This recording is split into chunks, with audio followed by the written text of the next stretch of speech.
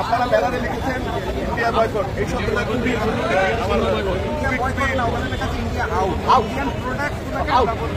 আপনারা সেটা প্রোডাকশনের ক্ষেত্রে আমাদের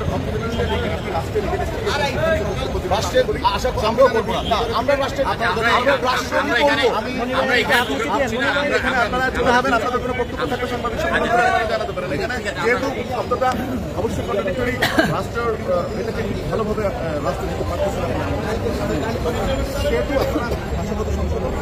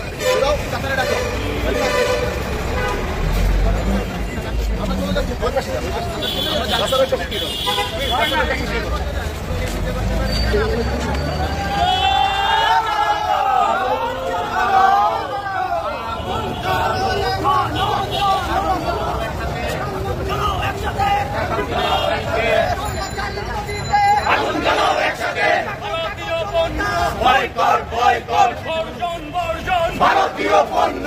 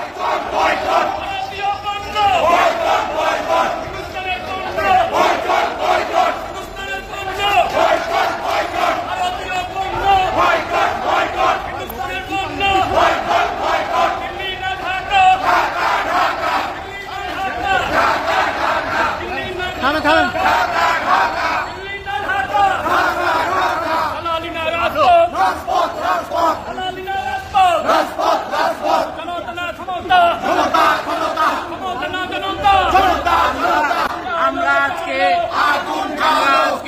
পণ্য বয়কট করার আমরা আজকে একটা মিছিল বের করার চেষ্টা করেছি।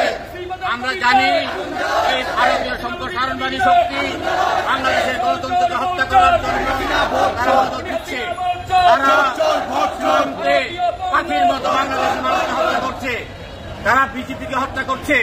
কয়েকদিন আগে আমরা দেখেছি যে সৌদি এয়ারলাইন্সের একজন রোগীকে বোম্বে এয়ারপোর্ট নামতে দেওয়া হয়নি। আমরা আজকে মিছিল করতে দিয়েছি। এই স্বৈরাচারী পেটুয়া বাহিনী, পুলিশ বাহিনী আমাদের ব্যানার কেড়ে নিয়েছে, আমাদের পেস্টুল কেড়ে নিয়েছে, আমাদেরকে হুমকি দিয়েছে। তাদের বক্তব্য হলো ভারতের বিরুদ্ধে কোনো কথা বলা যাবে না, ভারত বাংলাদেশের স্বামী। এই কারণে আজকে আমরা ভারতীয় পণ্য বয়কট করার জন্য আজকে আমরা জাতির সামনে আহ্বান জানাচ্ছি।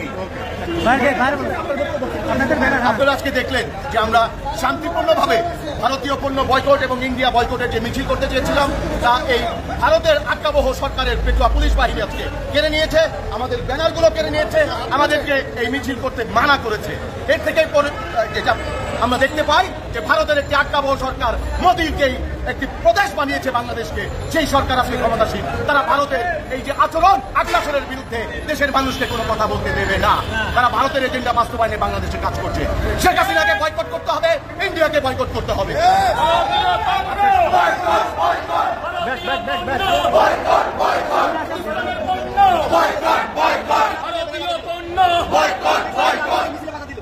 পুলিশ পুলিশ চায় না বাংলাদেশে কোনো গণতান্ত্রিক আন্দোলন হোক, কারণ বাংলাদেশের পুলিশ এই মুহূর্তে শেখ হাসিনার নিয়ন্ত্রণে, শেখ হাসিনা ভারতের নিয়ন্ত্রণে। ভারত বিরোধী আন্দোলন মিছিলে তারা বাধা প্রদান করে, পেটুয়া বাহিনী আমাদের ব্যানার নিয়ে গেছে, ফেস্টুন নিয়ে গেছে, আমরা আন্দোলন চলছে, আন্দোলন চলবে। হাসিনা এবং ধন্যবাদ।